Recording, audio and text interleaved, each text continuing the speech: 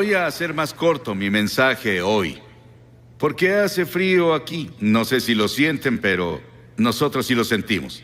Y sé que el estadio se llenó hace mucho, llevan mucho tiempo aquí, así que estoy seguro de que algunos están cansados y otros tienen un largo camino a casa. No les quitaré mucho de su tiempo, no es tardado presentar el Evangelio. Escuché sobre un hombre que debía hablar por 20 minutos y habló por 30 minutos. Y después de una hora seguía hablando y el hombre que lo presentó ya no aguantó, así que tomó un mazo y se lo lanzó al predicador. Falló en pegarle y le dio a una mujer en la primera fila. Ella le dijo: pégueme de nuevo, lo sigo escuchando.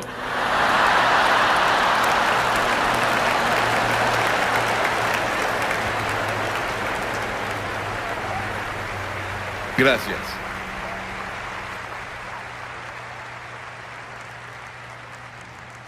Quiero que vayan conmigo al capítulo 12 del Evangelio de Mateo. Capítulo 12 del Evangelio de Mateo, versículo 38. Comenzamos. Algunos de los fariseos y de los maestros de la ley le dijeron: Maestro, queremos ver alguna señal milagrosa tuya. Jesús les contestó: esta generación malvada y adúltera pide una señal milagrosa, pero no se le dará más señal que la del profeta Jonás. Porque así como Jonás estuvo 3 días y 3 noches en el vientre del gran pez, también el Hijo del Hombre estará 3 días y 3 noches en las entrañas de la tierra. Los habitantes de Nínive se levantarán en el juicio contra esta generación y la condenarán, porque ellos se arrepintieron con la predicación de Jonás. Y aquí tienen a uno más grande que Jonás. En este pasaje, que se refiere al pequeño libro de Jonás, solo hay 4 capítulos en ese libro. Es uno de los libros más controversiales en la Biblia, pero también es uno de los más emocionantes e interesantes libros en la Biblia. Y lo lees de principio a fin y está lleno de emoción, pero también lleno del Evangelio. Él estaba apuntando al Evangelio, cuando Cristo vendría y moriría en la cruz y pasaría 3 días y 3 noches en la tumba y resucitaría de entre los muertos. Estábamos en Florida, después de que Andrew los golpeó. Fuimos a South Dade. Hicimos un servicio llamado el Servicio de la Esperanza para las personas ahí. Jesse Jackson estaba ahí. Él llegó y se sentó en la plataforma e hizo una oración. El gobernador del estado nos había invitado. Y vimos una devastación como nunca habíamos visto en ninguna parte. No creo que ni en Hiroshima o Nagasaki en Japón hubieran sufrido peor que lo que ves hoy en el sur de Florida. Pero parece que muchas tormentas y huracanes vendrán este año, y otros se formarán en otros lugares. Luego leemos sobre Guam y la tormenta que golpeó a Francia y a Gran Bretaña hace solo 3 o 4 días, que dejó una devastación terrible en el sur de Francia. Y aquí, estos fariseos y saduceos y líderes religiosos estaban escuchando a Jesús y le pedían una señal. Dijeron: Señor, danos una señal. ¿Qué clase de señal nos darás de que tú eres en realidad el Hijo de Dios? Haces esos milagros, pero danos una señal real. Y Jesús dijo: son una generación malvada y adúltera, y están buscando una señal y quieren un espectáculo que pruebe que soy el Hijo de Dios. Pero la única señal que tendrán, la tendrán leyendo el libro de Jonás. Hace años, una historia de primera plana en un periódico decía que un tiburón de 2 toneladas había sido atrapado por un australiano. Tal vez fue Cocodrilo Dundee. Y también en Australia, un hombre fue perseguido por un cocodrilo asesino que lo atrapó y lo cortó en 8 pedazos. Hicimos una película en Australia hace tiempo llamada The Shadow of the Boomerang. Y había una hermosa jovencita que era la estrella de la película. Y cuando nos fuimos, ella fue a nadar con su novio en una de las playas. Y estaba como a 1 metro del agua disfrutando. Y llegó un tiburón y le arrancó la pierna. Y antes de que consiguieran ayuda, ella murió. Esta ha sido llamada la historia del pez. Pero es más que eso. Es una historia real. Es la historia que Jesús mismo mencionó. Él atestiguó de eso. Hay 300 tipos diferentes de tiburones. Pero la Biblia no dice que Jonás fue tragado por una ballena. Dice que Jonás fue salvado, no destruido, por un gran pez. Y lo creo porque la Biblia lo tiene y Jesús lo autentificó. Con todas las cosas que están pasando en el mundo biológico hoy, las personas tienen mucho menos dificultad en creer los hechos de esta historia que hace 50 años. Dios fue con Jonás. Vivía en la parte norte de Israel. Y las Escrituras dicen en el primer versículo de Jonás: la palabra del Señor vino a Jonás. La palabra del Señor vino a Jonás. Pero a Jonás no le gustó el llamado que le dieron. Dios dijo: quiero que vayas a Nínive, esa gran malvada ciudad. Es la capital del imperio más poderoso en el mundo, y quiero que vayas a predicarles y a predicar arrepentimiento y a decirles que si no se arrepienten, voy a destruirlos.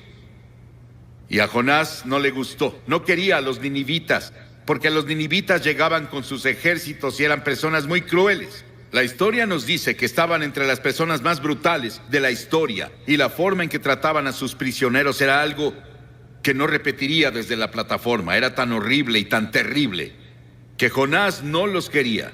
De hecho, él los odiaba. Y dijo: no voy a ir, Señor.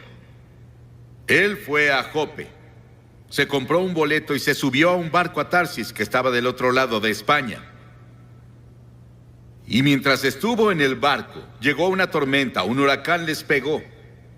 Y los marineros se asustaron. Creyeron que iban a morir y dijeron: algo anda mal. Comenzaron a orar a sus diferentes dioses. Y el capitán bajó al casco del barco y vio a Jonás acostado ahí durmiendo. Y el capitán se dio cuenta de que algo estaba mal, porque él oyó que Jonás estaba huyendo de su Dios. Y el capitán lo despertó. Y los marineros después echaron la carga. Decidieron que, junto con Jonás, él admitió que él estaba mal. Y dijeron: ¿qué haremos contigo? Él dijo: láncenme por la borda, y cuando caiga por la borda, el mar se calmará. El salmista dijo: ¿a dónde podría alejarme de tu espíritu? ¿A dónde podría huir de tu presencia? Jonás no podía huir de Dios. El diablo siempre tendrá un barco listo cuando una persona quiere huir de Dios. Jonás pensó que había pagado el pasaje, y el capitán del barco pensó lo mismo. Ambos cometieron un error. El pasaje más costoso que se paga es cuando navegas lejos de Dios. Entonces sí pagas un precio. La paga del pecado es la muerte. Cuentan la historia de Aaron Burr, quien estaba en Princeton y fue a una reunión evangelística y tuvo la convicción de pecado por 2 semanas. Y se puso bajo las estrellas una noche y dijo: Dios, no soporto esta convicción que pusiste en mí de mis pecados. Si me dejas en paz, no te molestaré nunca. Y desde esa vez nos dijeron que su alma está muerta. Intentó encontrar algo al final de su vida, pero ya era muy tarde. Esos marineros echaron su carga y cayeron sobre Jonás. Y Jonás cambió de opinión, y Dios preparó un gran pez. 3 días y 3 noches tuvo para pensarlo. Qué terrible agonía debió sentir. Hay 2 formas de encontrar juicio: resistir e ir más profundo en tu pecado, o volverte a Dios.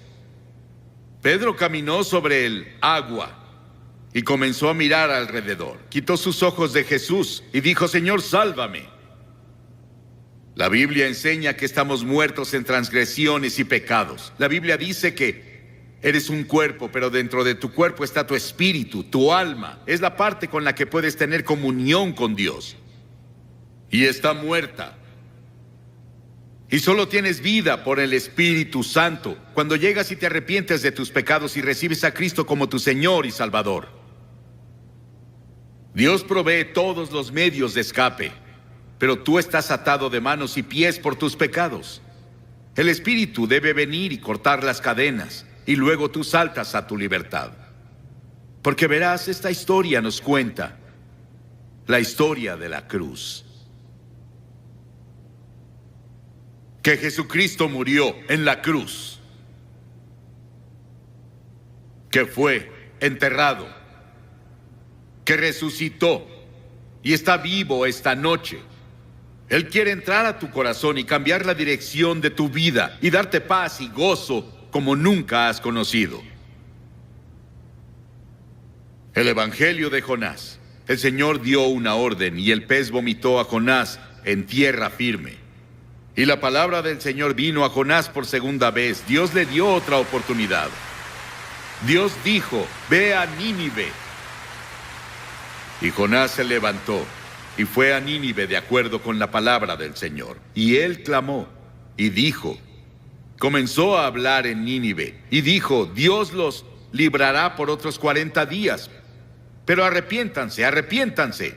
El juicio ya viene. Ese era Dios hablando a través de su mensajero. Ahora Jonás no quería hacerlo. No sentía ganas de hacerlo. Pero estuvo entregando el mensaje del Señor. Y el mensaje de Jonás no daba promesa de misericordia. Era un mensaje de arrepentimiento. Pero las personas de Nínive creyeron su mensaje. Y la Biblia dice que el avivamiento más grande, la mayor campaña evangelística en la historia del mundo, tuvo lugar en Nínive. Era una ciudad de tal vez 600,000 personas, más o menos según el comentario que lean. Y toda la ciudad, desde el rey hasta el más bajo, se arrepintieron. El rey se quitó el manto real, bajó del trono, fue a la calle, a la tierra, en cilicio y cenizas, y se arrepintió de sus pecados. Y Dios tuvo misericordia no solo del rey, sino de las personas, y todas las personas fueron salvadas. Eso podría pasar aquí. ¿No sería maravilloso si Portland, toda la ciudad, todo el estado de Oregon, todo el noroeste, se volviera a Dios?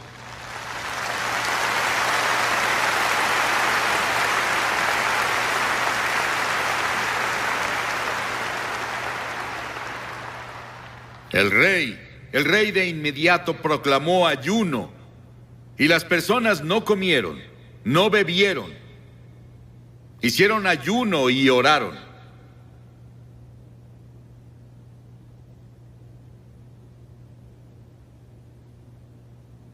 Tuvieron un gran avivamiento espiritual en Nínive.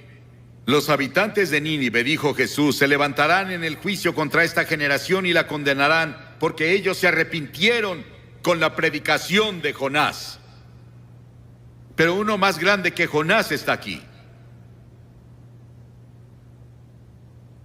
Si ellos se arrepintieron con la predicación de Jonás, ¿cuánto más debieron arrepentirse cuando oyeron el Evangelio de Cristo?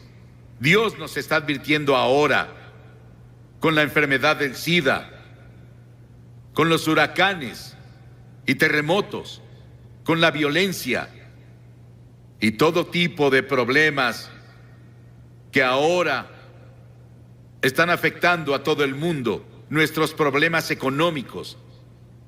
Todas esas cosas Dios las está usando para hablarnos. Y si no nos arrepentimos y nos volvemos a Él, el juicio vendrá. En Génesis 6, hablando de los días de Noé, las Escrituras dicen: no contenderá mi espíritu con el hombre para siempre. Serán sus días 120 años. Dios dijo: les daré 120 años para que se arrepientan. Si no se arrepienten, van a ser destruidos. Al final, cuando Noé estaba listo para entrar al arca, dijo Dios: les daré 7 días más. Y ya.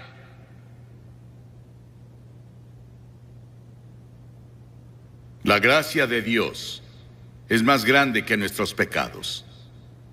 Nínive escuchó a un predicador. ¿Cuántos predicadores has escuchado? ¿Cuántos programas de televisión y radio cristianos has escuchado? ¿En cuántos servicios de iglesia has estado? ¿Cuántas Biblias tienes en tu casa? Nínive solo tuvo una advertencia, un solo servicio. Y toda la ciudad se volvió a Dios.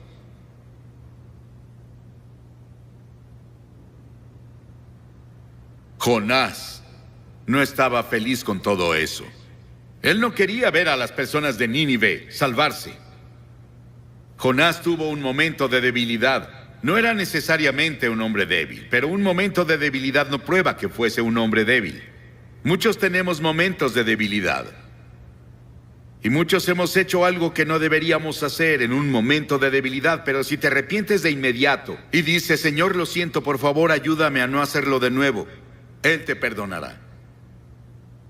Y Jonás fue al este de la ciudad y se dedicó a sacar su camper y descansar, solo mirando la ciudad desde... Él se encontraba en las montañas. Quería ver qué pasaba con las personas. Él quería ver si ese avivamiento duraba. Él quería ver si su campaña evangelística duraba.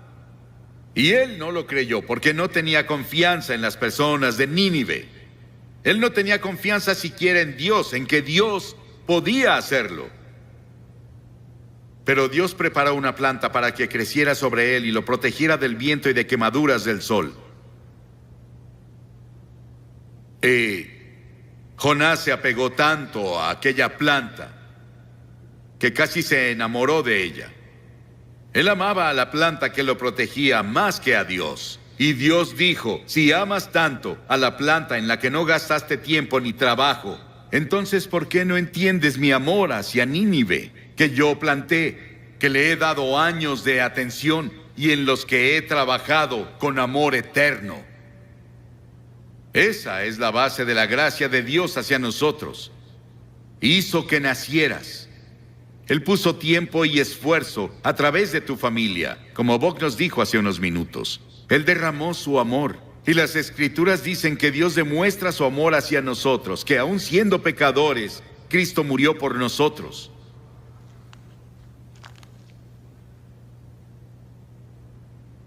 Las cosas que obtenemos de este libro de Jonás. Dios se preocupa por ti. Dios es poderoso y puede usar las fuerzas de la naturaleza para despertarte y llevarte al reino. En Año Nuevo, en 1929, Georgia Tech enfrentó a la Universidad de California en el Tazón de las Rosas. En el juego, un jugador interceptó un pase, pero se confundió y corrió en la dirección opuesta. Un compañero lo tacleó justo antes de que anotara un touchdown contra su propio equipo. En el medio tiempo, todos los jugadores fueron a los vestidores y se sentaron preguntándose qué diría el entrenador. Ese joven se sentó solo, se puso una toalla sobre su cabeza y lloró como bebé. Cuando el equipo iba a volver al campo para la segunda mitad, el entrenador lo sorprendió cuando anunció que los mismos jugadores que iniciaron la primera mitad iniciarían la segunda. Todos los jugadores dejaron los vestidores, salvo este joven. Él no se movió. El entrenador miró y lo llamó de nuevo, y vio que sus mejillas estaban mojadas con grandes lágrimas de hombre. Y dijo: entrenador, no puedo hacerlo. Lo arruiné.